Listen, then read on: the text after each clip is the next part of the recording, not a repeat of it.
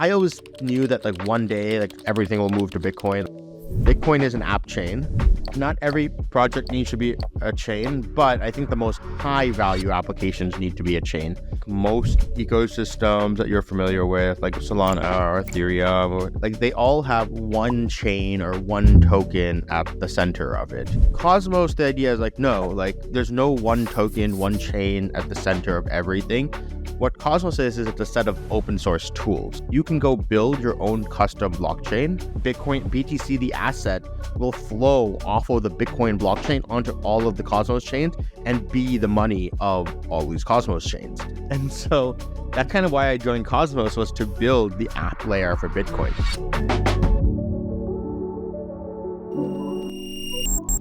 Hi, this is the Deco podcast, and I'm your host, Saurabh. Before we begin, views expressed here are personal opinions. None of this is any kind of advice, let alone financial or legal. I'm absolutely thrilled to talk to our guest, Sunny Aggarwal. Sunny is a co-founder of Osmosis. He was on Tendermint team that helped create one of the earliest versions of the proof-of-stake consensus mechanism. He's helped build Cosmos SDK, IBC, and the Cosmos Hub. He's created a company named Sikka that runs validator services for the Cosmos Hub. He's also an advisor to Kava and Akash Network. It's not very often that I get to talk to people who've worn so many hats. So I'm just going to try to sit back and learn as much as I can during this conversation. And I hope that you too learn a few things along the way. Like, did I miss out anything out of your introduction? I mean, it's a long list. I've tried to cover as much as I can, but if I've missed... No, I think that's right. I also helped start this club called Blockchain at Berkeley. That's how I got my original start in crypto. Still pretty proud of that one, just because I think that, you know, I really like the educational resources we put out. But no, yeah, I think you hit most of them. You want to start there? Blockchain at Berkeley? Yeah, sure. This was like years ago. This was like, you know, when I was just first getting into the space. It's like 2015, 2016. 2015. When I first got into Bitcoin, and then 2016, like I helped start this club at Berkeley. I was learning Bitcoin stuff myself, but then it's like, what happened was like me and two of my friends at Berkeley, we were like, why is no one else like learning about Bitcoin stuff? This stuff is so interesting. And then we're like, okay, maybe it's because no one understands how it works. And so we decided to teach a class. And at Berkeley, we had this like cool thing where like students could teach courses. And so we taught a class about like, you know, explaining understanding Bitcoin, and like all the lecture materials were recorded and everything. And so I think like there was a period of like 2 years, like 2016 till like 2018, where that course was like the best way to learn crypto. I think today there's probably better ways, there's better materials out there, but there was a good 2-year period for which like I think that was the place. Like if you want to learn crypto, like you go watch those lecture videos. So yeah, you know, and then I started, you know, from the students of that class, I started this like club called Blockchain at Berkeley, which grew to be like the largest student org. Like we did a lot of like research work, and then like, you know, a lot of cool startups, actually like crypto startups you've probably heard of, have like come out of like that Blockchain at Berkeley organization. Wow, and how many of you are running this? The club actually, like at its peak, had like 60, 70 people like every semester. The course itself was like run by like, you know, like I said, it was started by 3 of us.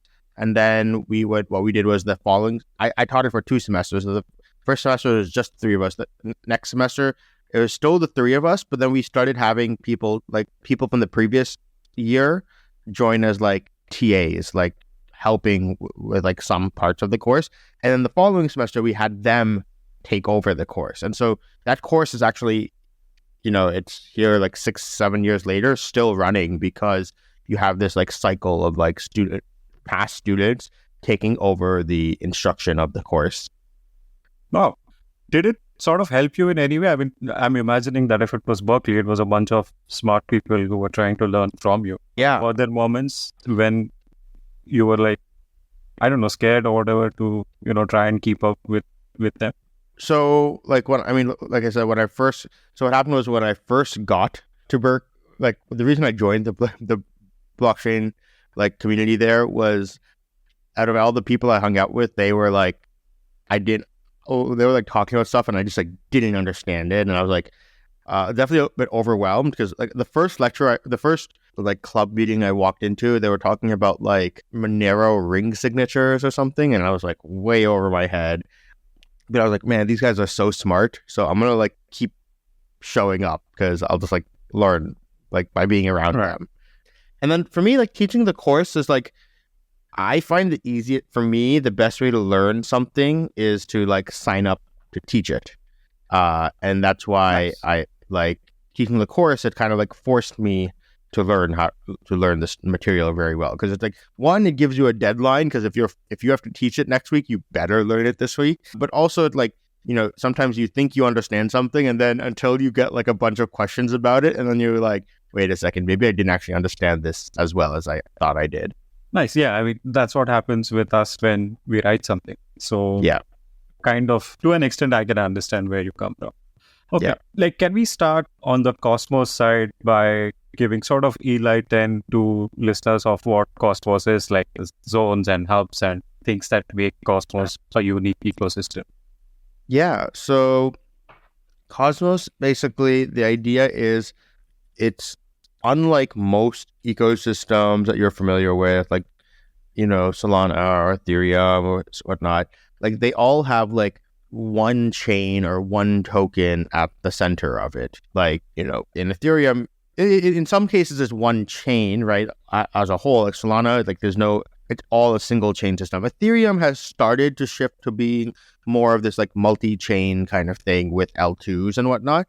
But at the end of the day, everything is still settling to Ethereum, and everything is like still they're trying to use ETH as like money and the gas fees. Cosmos, the idea is like, no, like, you know, there's no one token, one chain at the center of everything.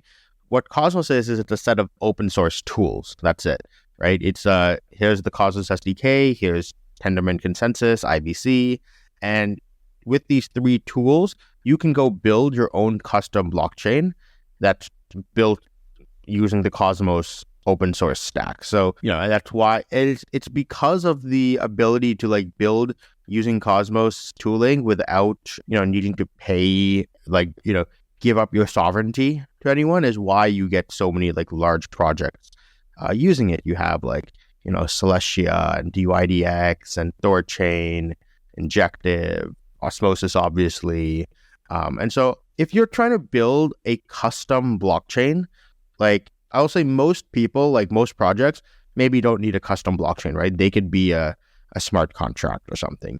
But there's a set of like applications that like you could not build Celestia without a custom blockchain. You couldn't build Thorchain without a custom blockchain. You couldn't build DYDX without a custom blockchain. And so Cosmos SDK is basically the easiest framework for building custom blockchains. Okay. And what about hubs and zones and the rest of it?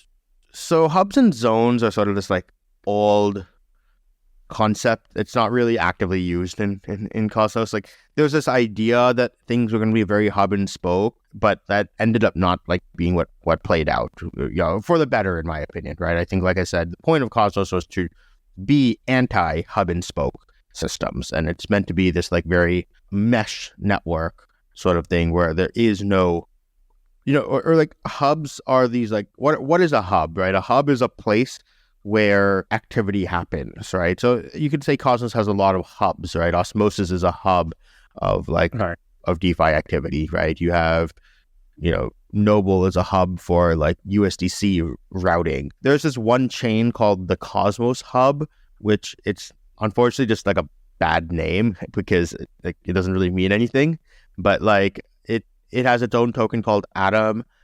It's trying to provide security, like opt-in security for different chains. So if you have your own token and you don't have enough security, you can be like, hey, I want to get security from Atom. But there's a lot of people providing similar stuff as well. So like you have now Ethos, which is providing security for Cosmos chains via ETH restaking. You have Babylon, which is providing security via Bitcoin restaking. So you'll have like security, like, you know, Cosmos started so far with like every chain has its own staking token, but now, so we developed a framework called Mesh Security, which will basically enable it so all the chains can sort of provide, a chain can have multiple tokens staked to secure that chain. So, you know, Osmosis, for example, we currently only get security from OSMO. But if we want more economic security on our chain, we could say, oh, we'll use Babylon to get Bitcoin restaking on top of our native Osmo security. Okay. That doesn't mean you share the validator set, right? No, it doesn't mean you share the validator set. It means that you have so you have your own validator set, but then people can. So how Cosmos works today is you have this like delegation system into the protocol where you have validators, and then you have people who take their coins and delegate it to the validators and give them voting power. So the idea here is you can have an independent set of validators, but you can still have them chosen or they get voting power via Osmo delegated to them or Bitcoin delegated to them. Okay. And how does the security work there in that? Yeah. So what you can do is you would give like voting power based off of like the price of each coin, but you can also build like caps and stuff. So you can say, hey, Osmosis wants, okay, well actually here's how Osmosis would probably really go about it. What we would say is we'll look at what is the amount of bridged assets, value of all the bridged assets on our chain. So let's say it's $500 million, right? Then what we can do is say, okay, we want to target a 1.5x security threshold. So we're looking for $750 million staked slashable stake. And so maybe Osmo stake is 600 million right now. And so it's like, okay, well, we have this $150 million deficit, you could say. And that's where it's like, okay, well, maybe that's where we start diverting some of our staking rewards towards restaking. We say, hey, Bitcoin, like, okay, we'll do like 1% of our staking rewards go to Bitcoin, and we'll see how much Bitcoin restake that brings in. Okay, if that's not enough, we'll increase it to like 2%, and then you'll basically have this like controller that like will adjust it until it gets to the $750 million of stake that we're looking for. Right. That makes sense. Now, since we are talking about mesh security and so on, what do you think of solutions like EigenLayer or Polygon's Aggarwal in the context of mesh security? Yeah, I mean, I think they are one of the providers in the mesh security, right? Like mesh security is like a framework that of many things all like doing restaking with each other. And EigenLayer is just the way you get the ETH to be part of the mesh, right? In my opinion, I don't think people will want to use, or at least I'll explain how Osmosis thinks about it. We would not want to use just EigenLayer, right? Like, I think at the end of the day, who do you start with keeping all of your staking rewards and revenues for your native token, right? For Osmo. If you're building a military, right? Like, which is kind of what building a staking, like an economic security is you start with your citizens. And then you only use mercenaries when you need to, right? When you're trying to hit some security target. So that's why it's like, okay, we would use something like EigenLayer or Babylon and whatnot, but like just only at the point that we need that final security top up. We would not like ever switch all of our staking, like all of our rewards to go to ETH restakers, right? Like what would be the point of that? Right. Makes sense. Okay. And when you say that, I mean, I think initially you touched upon the fact that not every application needs to be a chain, right? So how do you think of that in context of growth of Cosmos in general? Yeah, I mean, I think what happens is not every project needs to be a chain, but I think the most high value applications need to be a chain. So especially if you're building like a perp stacks or something like that, which I think is one of the most high value applications in all of crypto, to get to where you like the final state of your architecture, I think that's where you need to sort of be an app chain. And that's where you've seen a lot of the growth in Cosmos stuff, right? You have like DYDX and Injective building perp stacks. Hyperliquid is built using like Cosmos technology as well. And then fun fact, actually, Polygon is actually also built using Cosmos SDK. They don't actually say it, but like the Polygon POS chain is actually also a Cosmos SDK chain. But then you have something like Celestia, right? They needed to make their validators do all this like data availability sampling and all this kind of stuff. That you need to have a custom blockchain for. Thorchain, they make their validators run like bridges for all of these other chains. So there's like, I think what like one way you can say it is like, yes, Cosmos, it's definitely harder to build applications, but the applications that are built are like the more unique ones because they're the ones that are making use of that custom technology, the framework. Okay. Just quickly, can you explain why high value applications, it makes sense for them to be a chain and not just an application?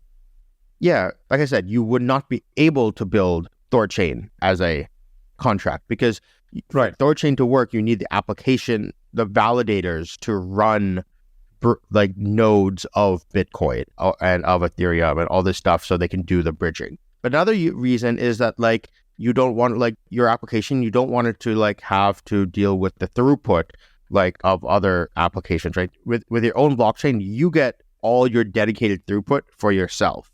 While you're on a generalized blockchain, some other thing becomes super popular, right? And it takes up all of the block space, and now your application suffers because of it. So that's why DYDX and Hyperliquid would want to have their own chains, because for them throughput matters. Like it's one of the most important things for them. Also, yeah, for them throughput matters. Also, like DYDX does stuff like they make use of some of the custom functionality as well. So for example, two things they do is one, they make the oracles. They make their validator set provide the oracle data for their chain, and on every single block. So that way they're getting like, a lot of perp dexes on like Arbitrum and stuff. One of the big challenges they have to deal with, how do you deal with Chainlink Oracle upgrade delays? In DYDX, this is never a problem because you are, from a chain's architecture, you're guaranteed that you have an Oracle update every single block so that they can do liquidations much more safely. Another example is this has to do with throughput and performance, but they actually have their validators all run sort of like, you can think of it like an intent matching system where they're matching orders in the mempool and then submitting matched orders onto the chain to be settled. So this is like an architecture that like only really works if you have your own validator set and your own mempool and all of this. Okay. Yeah, that makes sense. Like in this vein, can you talk us through like journey of Osmosis from being a DEX to a like cross-chain, cross-roll-up communication protocol? Yeah. So we, Osmosis, what was it for in the first place that, that made you go, let's build a DEX and then, make it a little bit more general purpose of sorts? So originally our plan was we wanted to work on like privacy stuff. That was the goal. And then we were like, okay, what is the product here, right? I think that people don't pay for privacy on its own. It's like not a compelling enough. Privacy is a feature, not a product. And so we're looking at like what we can do. And then we thought like, okay, well, DEXs seem to be the thing in crypto that has the most product market fit, or exchanges in general, right? Like, and so like, okay, well, let's build a DEX, and then let's figure out what are the privacy features we want to build. So, we started with two things. One is this like concept of encrypted mempools. So this is so people can't like front run you by reading your transactions in the mempool. So that's one thing we're working on. And then the other is this like on-chain shielded trading. So, today when you trade on a DEX, everyone can see every single trade every person is making, which is like not okay, because for a lot of traders, they don't want to leak their trading strategies, right? And so being able to, on a centralized exchange, you see all the trades that are happening, but you don't know which trade came from which person. Yeah. And so that's kind of the other thing that we're working on. And so that was actually the original goal, was to build this privacy-oriented DEX. And then, so we launched Osmosis. We're still working on the privacy stuff, but then like, you kind of go with the market then at that point as well, where it's like, okay, Cosmos is growing a lot, so we have to add a lot of functionality to support Cosmos. Now we're spending a lot of time expanding to Bitcoin. So there's a lot of Bitcoin L2s that are launching. You have ordinals and runes and all these sorts of things happening in the Bitcoin ecosystem. So, for full transparency, I've been like a Bitcoin maxi for like forever. You got a class back then. Yeah, exactly. So, yeah. And so I always knew that like one day, like the Bitcoin, everything will move to Bitcoin. Like that's kind of why I started working on Cosmos initially. Was I was working at Consensus for a little bit on Ethereum stuff, and I was like, this stuff is all this stuff is ideas are cool, but like, what is this ETH shitcoin? Like, I thought we're building for Bitcoin. And so that's kind of why I joined Cosmos, was to build the app layer for Bitcoin, because Bitcoin is an app chain, and my idea was like, okay, Bitcoin BTC, the asset, will flow off of the Bitcoin blockchain onto all of the Cosmos chains and be the money of all these Cosmos chains. I think it just took a while for the Bitcoin ecosystem to really like wake up. You know, there was the vitality wasn't there, but then, you know, ordinals came and changed everything, right? And so now it's been like, you know, there's different terms, you Bitcoin Renaissance, Bitcoin Season 2, whatever terminology you want to use, but like the energy is there. And so that's why now Osmosis is like starting to make a move towards like, okay, with all these Bitcoin L2s and stuff, we want to be the DEX for this ecosystem. Right. How close do you think Bitcoin is to actually shipping L2s? L2s that we know of, I mean, where you can do general purpose stuff like... Yeah, I mean, it depends on like what the security level you care about, right? Like, so, okay, is Polygon POS an L2? If yes, then pretty soon, right? But it's like Polygon POS doesn't actually get It's not an L2. Yeah. It's not an L2, right? Okay. Right. In that case, it'll be a while, I think. So there's this thing called BitVM, which is like someone figured out how you can almost achieve like very similar to optimistic rollup style guarantees on Bitcoin.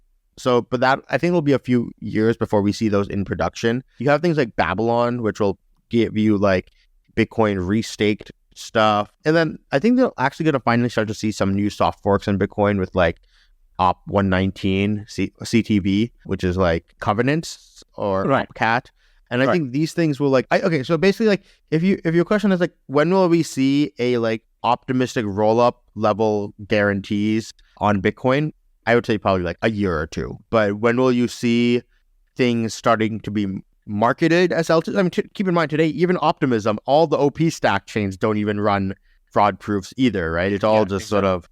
So I think like, you know, I think you'll start to see the launch of these things claiming to be L2s in the next like week to 3 months. Right? There's ones launching like every few weeks. Exactly. And you think Runes sort of acts as a catalyst for like all these things claiming as L2s? I think Runes is just like a new token standard that's bringing excitement. Like basically the BRC20 token standard, it was just like a very bad token standard. And so Runes is actually created by the guy who created Ordinals. And it's just a much better token standard, easier to use. And so, you know, I think just easing anything to make development easier will increase it, like development velocity. Okay, you touched upon ETH shitcoin, so I just want to get your general view on tokens. Like, what do you think of that? You know, I think tokens have different purposes, right? I think like, you know, you have money tokens like Bitcoin and probably ETH at this point. I think ETH has earned its place as a moneyness asset. But then you have like tokens like OSMO and DYDX, which are like, you know, they're more like ownership in a DAO that like then, you know, has like it's a business, right? It's right, you know, so there's that. Then you have like, you know, meme coins and stuff like Dogecoin and, you know, all these current meme coins. So I don't know, I think that like the room for money assets is not that big. I don't think there's going to be like hundreds of those. Right. I think there'll be like 2 or 3. I think it's a very small set. The company like S-Coins, I think there'll be like hundreds, thousands, just like there's thousands of, you know, companies and products out there in the world. Right. And then the meme coins, I also think is actually, I think there's just an over proliferation of them. I think that like most, like the staying power, lasting power will only be in a few of them. So I like really like Dogecoin and stuff, but like, you know, I don't think there'll be more than like hundreds, thousands of meme coins. Like, I don't think this is sustainable. I think like, you know, yeah, like 2 or 3, that's what that will work. Right. So, I mean, that's pretty clear that as far as money goes, there may be just 2 or 3, as you said, right? And the rest we don't know yet. Do you think we have achieved, like, in terms of what tokens can do, we have exhausted use cases as an industry yet? No, I mean, like, once again, it's like what a token is just a standard of representing stuff. Like, have we exhausted the scope of possibilities of what we can do with DeFi or with like, no, definitely not really, right? Yeah, I think there's like so much, you know, I still think that there's a lot of things left to be solved, right? Decentralized stable coins, I think that's not really been solved properly yet. There's things with like, you know, new like game mechanics. Like, you know, a lot of these things are sort of like casino games, honestly. Right. A lot of the, you know, people like playing those kinds of games. And so I think there's always like new game mechanics that can be created. Absolutely. So maybe that's another category to say. There's like, okay, there's ones that are like pure meme coins where it's like has no game associated with it. But then there's like, I think there's like things that have like game mechanics associated with it. Right. It's Ponzi games. But, it's not, I think it's, if people are aware that it's a Ponzi game, then it's like, okay, then maybe it's okay, right? It's it's a game that people are playing. Correct. Musical chairs or like whatever you want to call them. But yeah, that's what it is. Like revenue accruing or fee accruing tokens, I understand that OSMO is one. What was the rationale? How did you sort of implement it? Because I understand that there might be regulatory concerns and so on. Because with all this Uniswap drama, right? How did you like achieve that? Yeah, so I mean, honestly, we didn't really do much. It was like the revenue, like Osmosis is controlled by the DAO. We not the right. We're just developers. We don't make decisions on this. And so, someone from the DAO made a governance proposal to like activate the revenue share, and it passed. Unlike Uniswap, which like it's failed multiple times, this time on Osmosis it actually passed. So the rev share kind of, and like the DAO has pursued like different revenue streams as well, like things like along with the trading fees, they have like top of block auctions, which is like MEV like revenue. There's different things, and we don't, as a dev team, we just sort of, whatever the DAO says to build is what we go build. Okay. And yeah, I mean, as far as tokens go, I wanted to ask you about like, now imagine that there are already several app chains that are attached to the Cosmos ecosystem. Let's assume that this number grows to hundreds or maybe thousands in the future. How does Cosmos navigate the gas and like those quirks which sort of impact user experience to a great deal? Yeah. So one of the things Osmosis did was we made it so that on our chain, we can support any asset as a fee token to pay your gas fees in. Because what it does is it looks at the DEX itself, gets the TWAP price, uses that to determine the fees, and then it swaps all the gas fees to Osmo at the end, distributes it.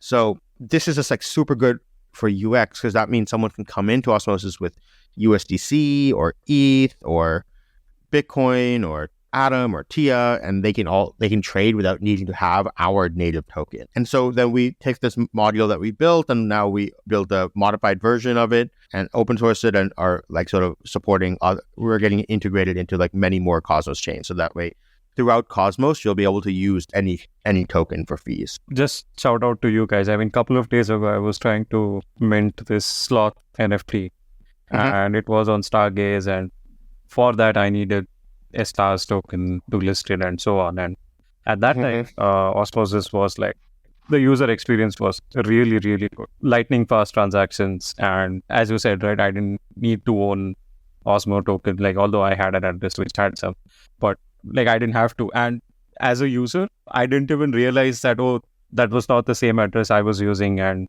I mean, it was just fantastic. So yeah, like kudos to you guys for that user experience. Yeah, of course. Thank you. And it'll keep getting better and better. So like on Stargaze, you still have to pay your fees in stars. Yeah. They're actually the first chain that we're going to work with to activate the fee abstraction. So on Stargaze, you'll be able to pay your fees and everything. And do all of those get routed to Osmo? And because I understand that at the end of the day, you would want to convert those fees to your native token, right? Yes. So that way it still provides some like value capture the transaction fees. But my thing is, I think that like transaction fees is like not a real source of revenue for us. Like it's meant there as spam resistance, but our bread and butter like is the trading fees on the DEX and stuff. So I like transaction fees are there just to minimize the spam. And so whether we swap it to Osmo, we do that right now, but we could also just swap it to Osmo so that way, we collect transaction fees in so many different tokens. And I think like sometimes all the stakers don't want to just get this dust of like 50 different tokens, right? So that's why we swap it all to Osmo, or in the future, maybe we swap it to Bitcoin or something like that and distribute it. Right. Makes sense. I mean, I was looking at TVL metrics and users and so on. I think the ecosystem has sort of recovered from the Luna crash, but I don't think we are there yet, right? I mean, pre-Luna activity yet. Like for the Cosmos ecosystem in general to match the activity on, let's say, chains like Ethereum and Solana, what do you think needs to happen? Well, I think actually if you like, I don't know, if you calculate like the total activity on all the Cosmos chains together, so that includes like Osmosis, DYDX, Neutron, On-chain and so on. Injective, Thorchain, Akash. Like if you actually add Kava, I think if you add all of these together, like I think it is probably like pretty competitive with like something, maybe not Ethereum, but like I think it's pretty close to something like Solana, right? And so I think the problem is mostly like, the way the model that people use to compare chains is just different, right? They're like, oh, why does one chain Cosmos not as big as Solana? But it's like, Cosmos was not designed that way. It was designed to be like all the activity is split across these hundreds of chains. Right, that's fair, I think. You touched upon like meme coins. I don't think that has happened yet on like in the Cosmos ecosystem. Yeah. Maybe I'm wrong. How do you deal with this as a developer or a builder? I mean, does it affect you that you are paying attention to the solid problems that the industry faces, and someone else comes along, creates a random token, and that goes to, I don't know, 500 million market cap or whatever? You have any advice for developers who are probably irritated or frustrated with this? Yeah, it definitely is like a little disappointing in the industry in some ways, right? But I think it's just a matter of, I think a lot of these things are flashes in the pans, right? For every like successful meme coin, for every whiff, there's like thousands and thousands of, probably more than like, of just like random coins. I think a lot of these things just don't have that much staying power. I think the meme coin craze, it'll last for like a little bit, but like I don't think it's going to be like, the thing that lasts. Like, I don't think people are going to be trading meme coins like this like a year from now. Like, once again, when I say by like meme coins, like obviously I know like I've been a Doge person for a long time. I went to DogeCon in like 2019 or something. Like I went to like the Dogecoin conference. But like it's these like the nth meme coin of like, haha, I'm going to come up with a funny word, launch a ticker, trade it for 24 hours and then dump it. Like I think that's not going to stick around. Right. Okay. That's fair. But yeah, I mean, few of them might stick around and okay, that's all right. Because I think even on Bitcoin, right? I mean, that's what is happening currently with these BRC20s. I don't think those tokens do anything. Right? Mm-hmm. Okay. Yeah, exactly. I think right now they don't, but I think what's going to happen is like people are going to launch tokens via BRC20s or probably more likely runes. And then I think these things will eventually use things like Babylon to be like staked in order to create like Bitcoin. Like, your token was issued on Bitcoin, but then it actually is a staking token for your own chain. Okay. Similar to how Polygon, right? The Matic token was minted on Ethereum, but then it's used as a staking token for Polygon. I think you might end up having a similar situation with runes and Babylon. Okay. Fair. In general, like governance aspect, right? I understand that there have been changes on Atom tokens value accrual and the inflation mechanics in general.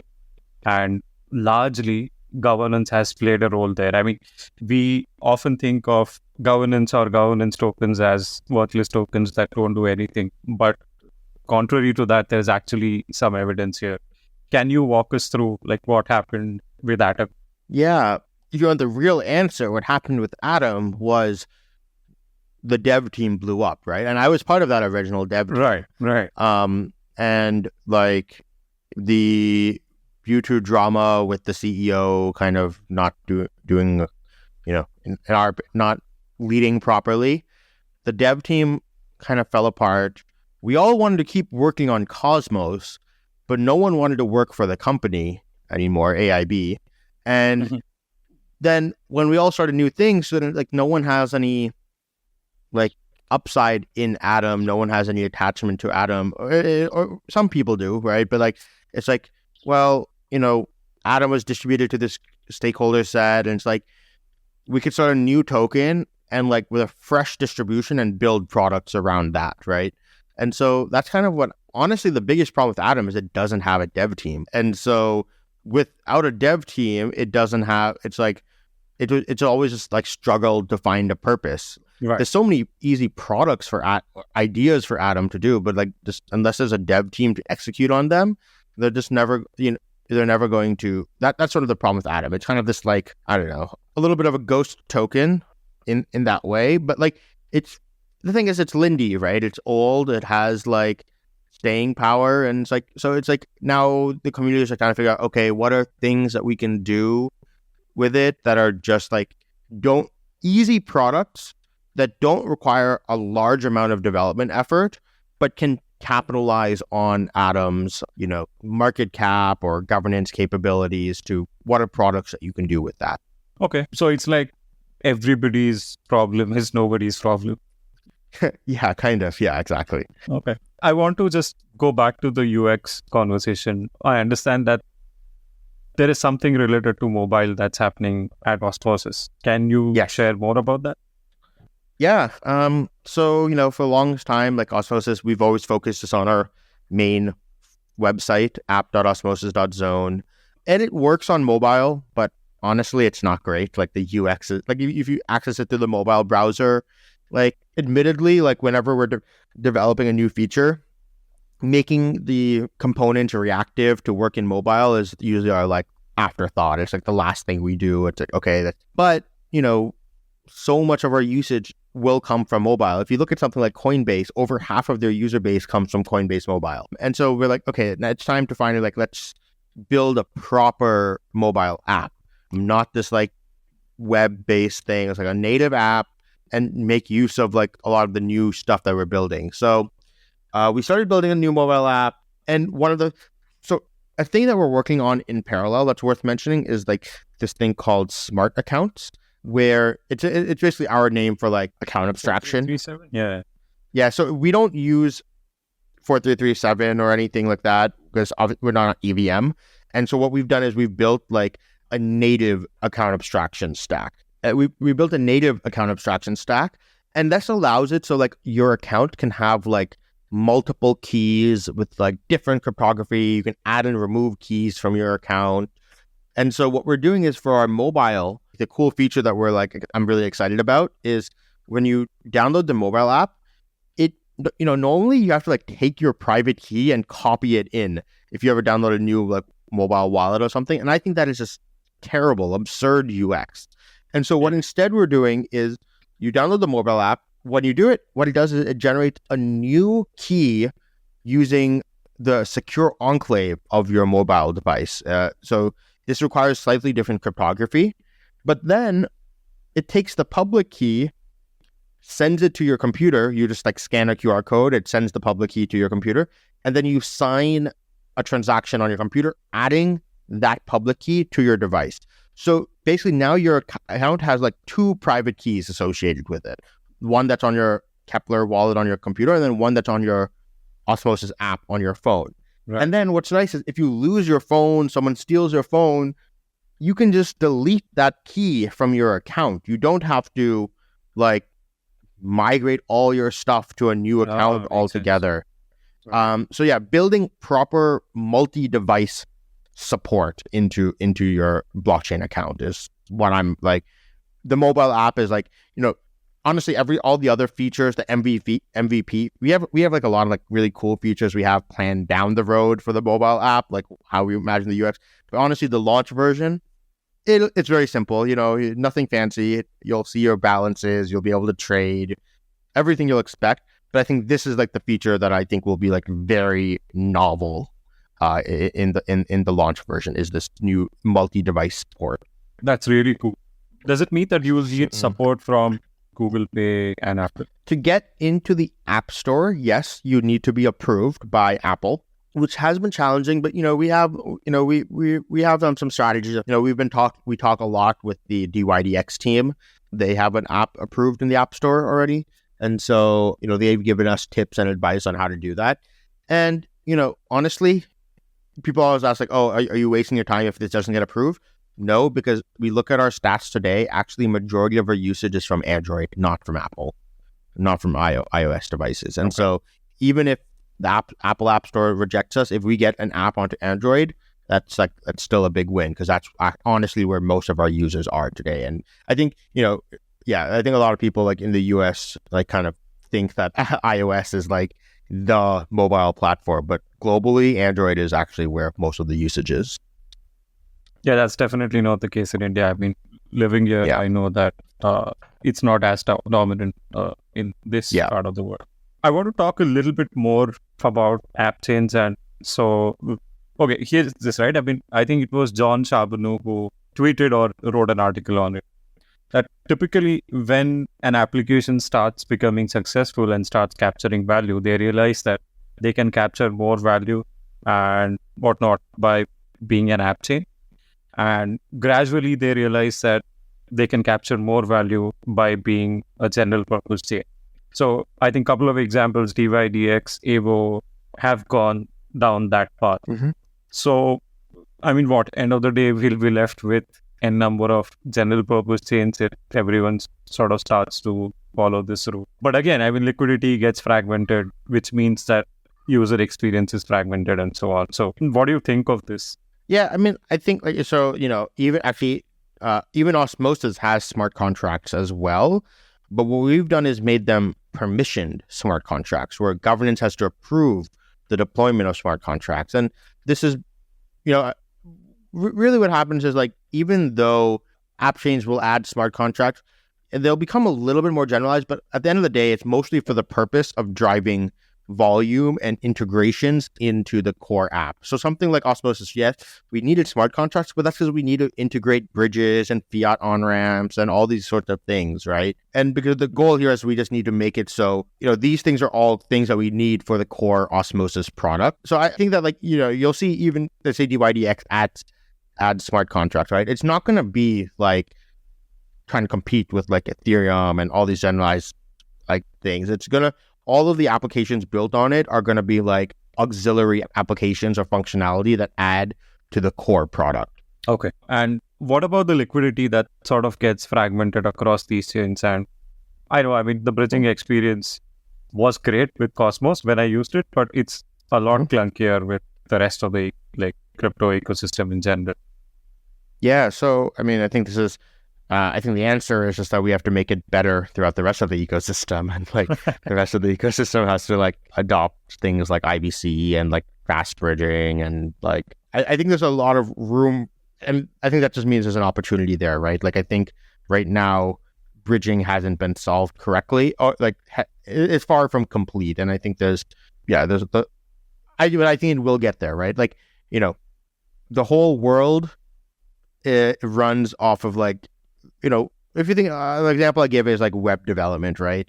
Nothing on web development is synchronous. Everything is async, right?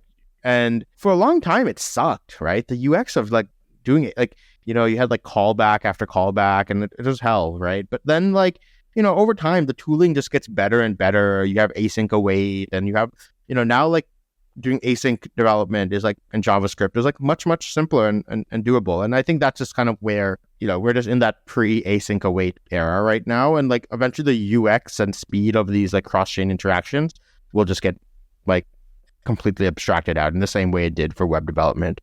Makes sense. When you look at some of these other ecosystems, do you think that there were a few things or one thing that Cosmos should have done earlier, or Osmosis should have done earlier, or you can borrow something from others, one thing that you wish other systems borrowed from here? Yeah, that's a great question. I think Cosmos in general has always been very good at coming up with ideas, and then they get EigenLayer, all this restaking stuff was an idea that originated from the Cosmos ecosystem, and then I think it was just like I said, that was the original purpose of the Cosmos Hub, was to do this security via restaking. I think it just was slow to execute, and then EigenLayer and stuff comes along and executes faster and kind of leaves Atom kind of holding its thumbs. So I think just sometimes there's things where there's a lot of ideas that originate within the Cosmos ecosystem, but then are just slower to execute. Okay. What do you think of the hierarchy of these tokens? Now, since you brought up EigenLayer, LRTs and LSTs and native tokens, does it make sense for EigenLayer using all these stake tokens in general?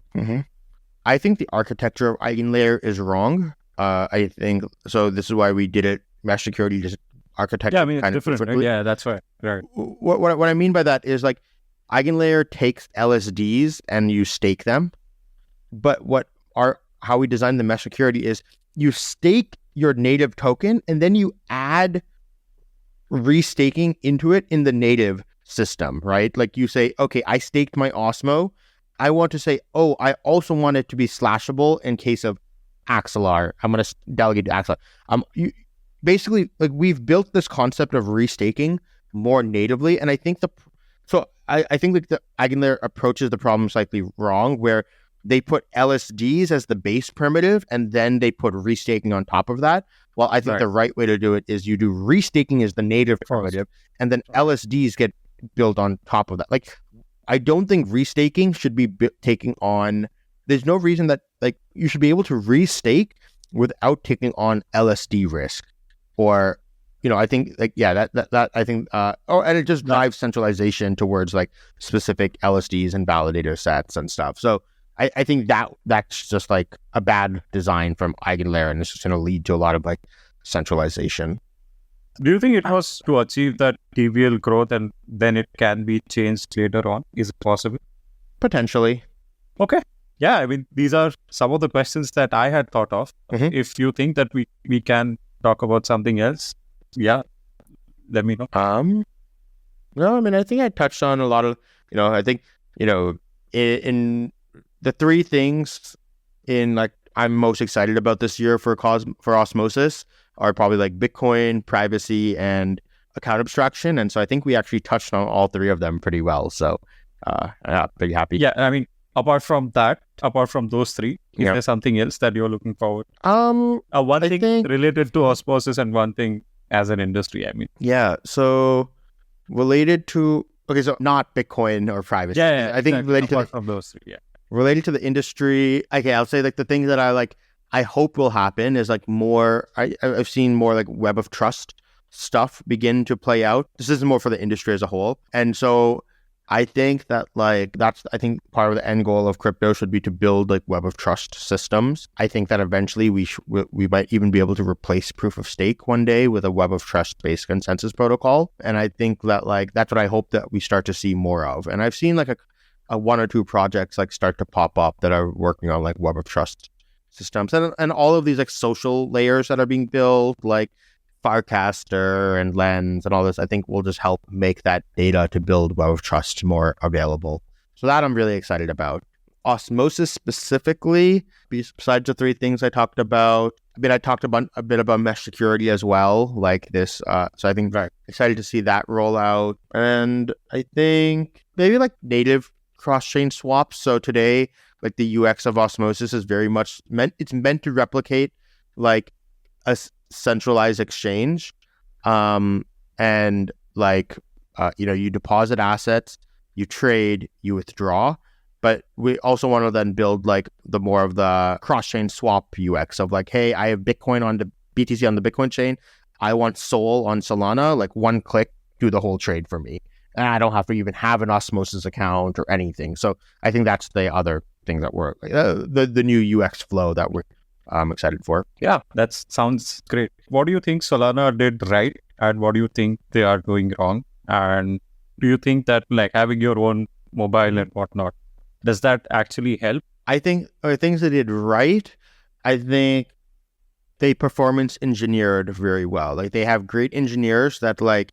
squeezed out a lot of performance from the blockchain. Now they made a lot of like centralization, like more centralized, in my opinion, like things that like lead to centralization trade-offs when doing that. Like they don't have Merkle trees, they don't have light clients, those are trade-offs I kind of like, I guess we were not willing to make with Osmosis, but right.